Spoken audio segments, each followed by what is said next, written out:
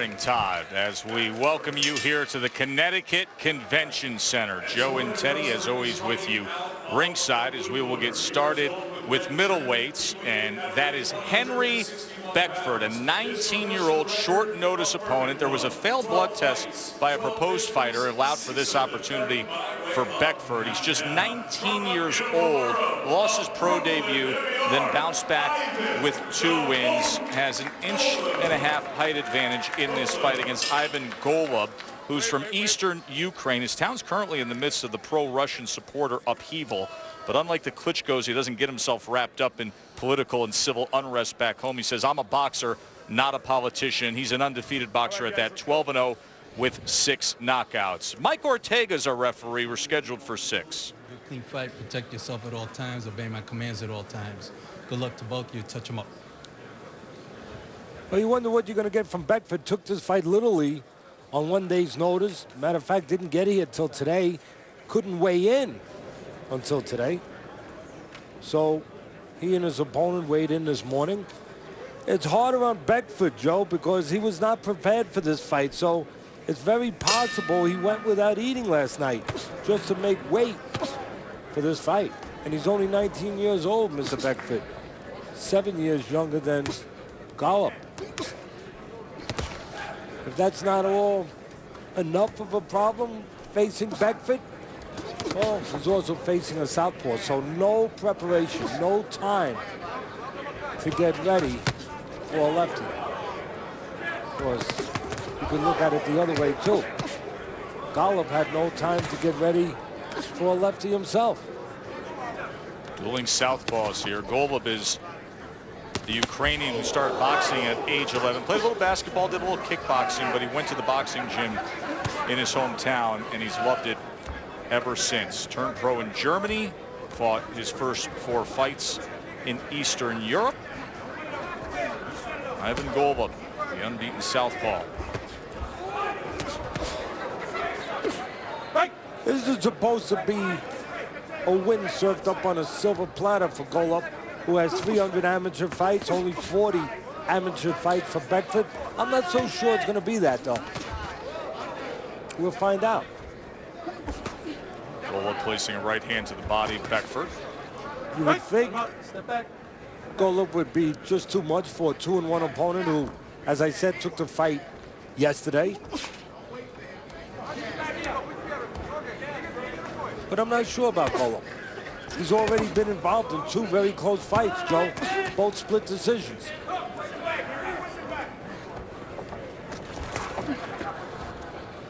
That's one of the reasons right there.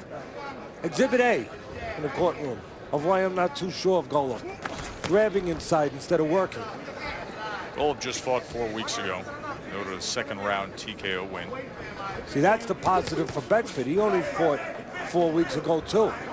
So even though he took it on 1 day's notice, hopefully he's not too far out of shape. That was a 3rd round knockout on April 18th against Sean Nurse back home in New York. Just a 90-minute drive for Bekford to here in Hartford. Maybe I'm hoping too much that Bekford not out of shape. He did come in the heaviest of his career.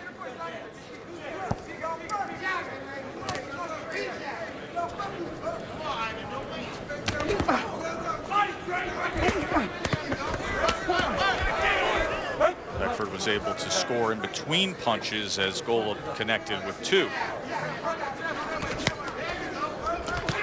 Reminder, you can join in the scoring along with Teddy and the ringside judges. Go to ESPNVote.com/FNF or the Facebook page for Friday Night Fights. That's ESPNVote.com/FNF. Joe and Teddy with you here in Hartford. Our main event, Ray Ojeda is 16-0 with 9 knockouts, an unbeaten fighter against a guy that we've seen plenty, Monty Meziclay, who you pretty much know exactly what you're getting with Meziclay. Yeah, I mean, you know, 2 weeks ago, everybody would have been hoping that now there'd be a lot of buzz in the air from that fight of the millennium or whatever it was. Well, there's no buzz in the air. But I can guarantee you there will be something in the air. Joe alluded to it tonight, I promise you. And that will probably come from Meziclay, the short version of Tyson. He's only 5'2", but he loves to imitate Mr. Tyson, coming forward, throwing punches, bringing a lot of aggression. And he's going to be in there with Ojeda, who's an undefeated fighter. Here's the good news. He's unbeaten, but he's flawed. And there he is right there. He has enough flaws in him to make this an exciting, fun fight to watch. And maybe even put some buzz in the air. Flawed is one of those keyword descriptives for you're going to have a good fight. And that is our main event. Monty Mesiclay against Ray Ojeda. That is coming up later on Friday Night Fights. For now, round number 2 between Beckford and Golub. Yeah, Ojeda's flawed, but he's tough. And with Mesiclay, who comes forward, that's the only direction he goes. Again, I'm going to, in case you didn't hear me just a moment ago, everybody at home, grab a cold one, hang out for the main event. It's going to be all right. It's going to be good.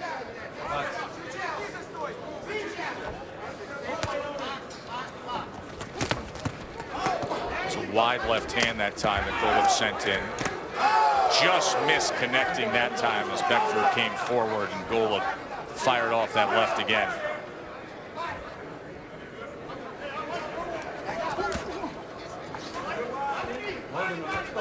Tying up that right arm one more time as Golub doesn't work to get it free. Instead, Mike Ortega, veteran referee we've had many times throughout many of our bouts in the Northeast, working our opening bout, the son of Gaspar Ortega.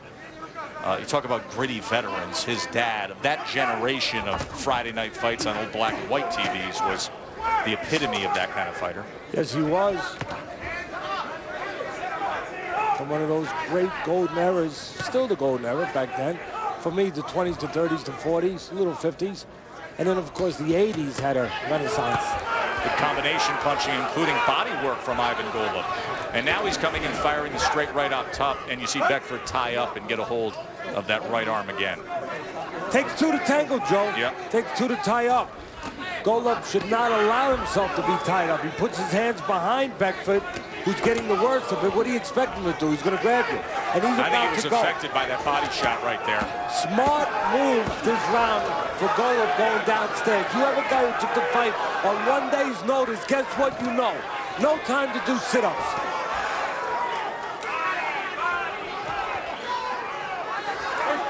It was a good 2-punch combination there that included an uppercut to the body and then a left hand place to the right flank of Beckford. Look, when this fight was made on one day's notice, Beckford had to know that he was put here as an opponent. I think that memo has come across very clearly now in the second round.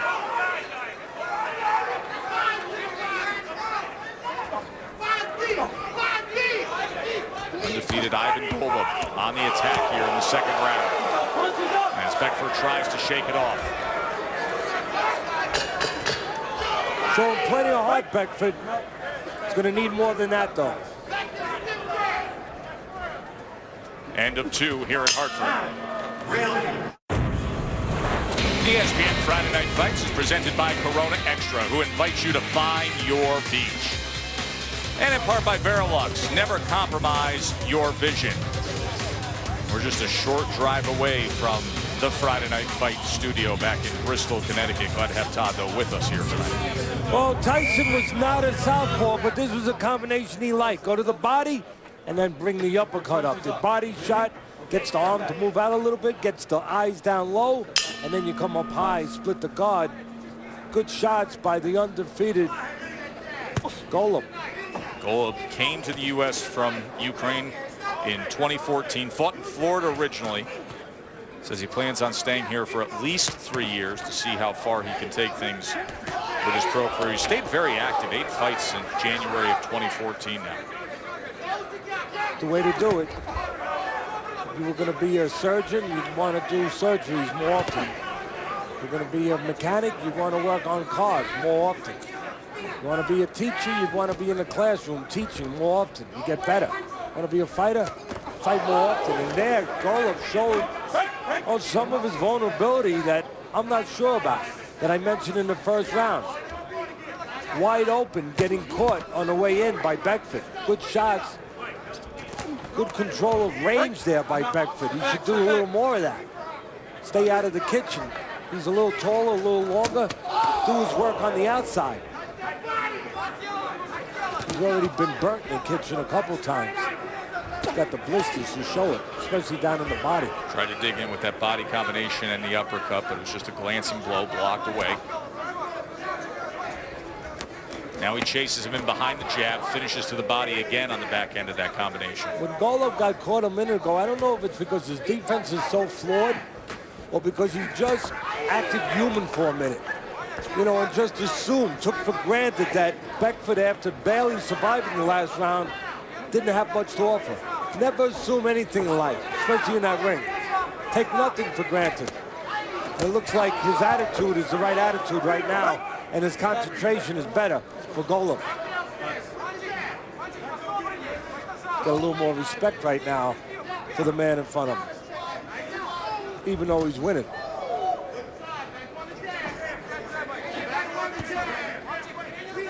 Joe, are you asking yourself the same question I'm asking myself? What would that question be? Would be why Golub stopped going to the body when he had such success? It's undoubtedly where he's had the most success so far early on. I mean, he almost had Beckford on his way out in the Halfway last through round. the second round, undoubtedly with the work to the body. There goes some body work. And then to the head. That's the way to do it. Put a little water in the basement, go up to the attic, and do some damage.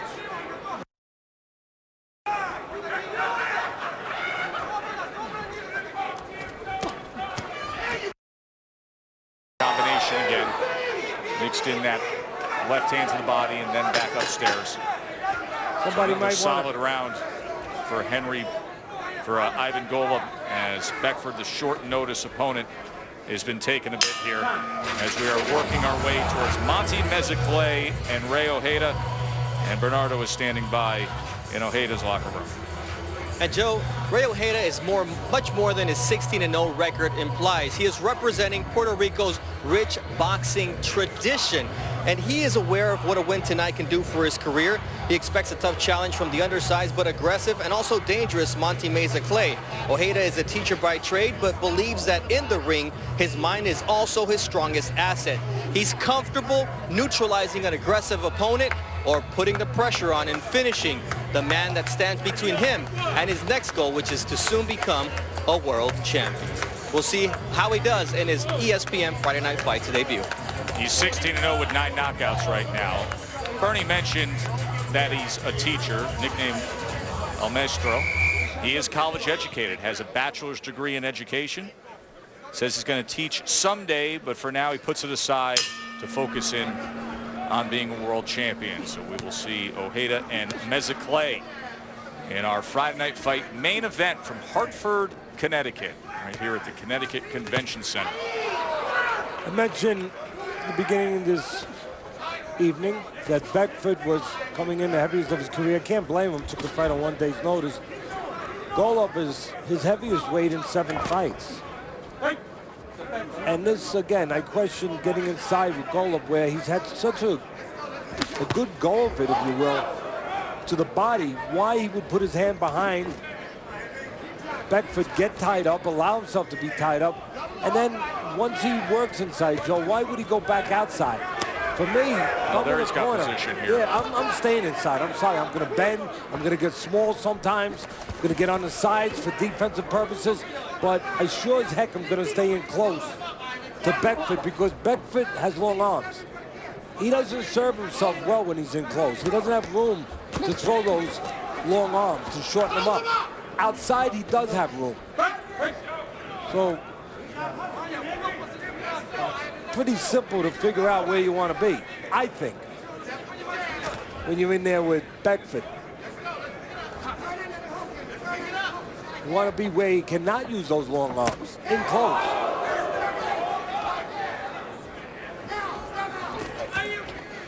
And here's what I'm talking about. This is where I think Golub should stay. Don't put his arm behind him. Don't get smothered. Keep enough room where you can work, where you have that big advantage of just being better on the inside.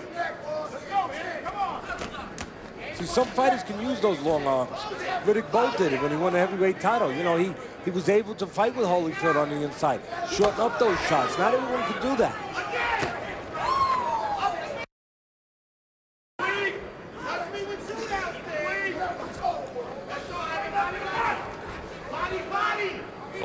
probing with that left hand and then sending off, or the right hand and then sending off that power left hand from that southpaw stance. Counter, that's what he's trying to do. You know, he's trying to give a false illusion of something with the right hand, and then he's trying to fade out and see if he can get Beckford biting on it a little bit. That time Beckford fell forward. Here comes a left hand, also goes to the body with it. Split the guard with an uppercut as well. Yeah, Golub picking his spots. Maybe he heard me talk about being a surgeon, and he's trying to be surgical in there. And again, you see Golub's mentality. Can't get away from that mentality. It's not a seek and destroy guy. It's okay. But it's a guy that wants to think a little bit, wants to set up counters, and that's what he's still trying to do. End of 4. Unbeaten Ivan Golub, who his managers were quick to rib him a little bit yesterday. His last name translates the Pigeon.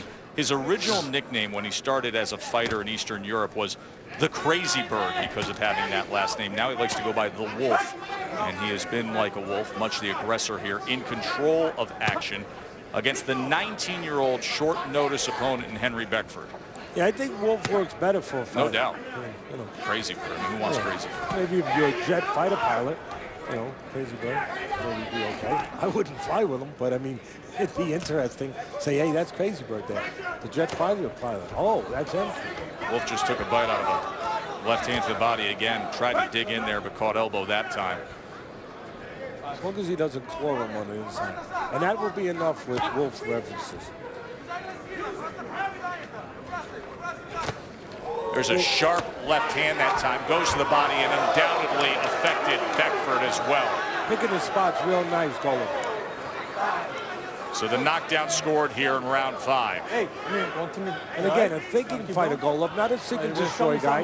Maybe now he'll seek and destroy, but even now his temperament will show. Being thoughtful, you know, probing a little bit with that right hand, picking spots. And they'll probably still look to get maybe Beckford to fall into something. That's his mentality. Beckford takes a back step into that neutral corner, and here comes Golub again. See him wrapping that left hand around the neck. Left hand in the mix again to the body. He's testing that belt line as Beckford covers up.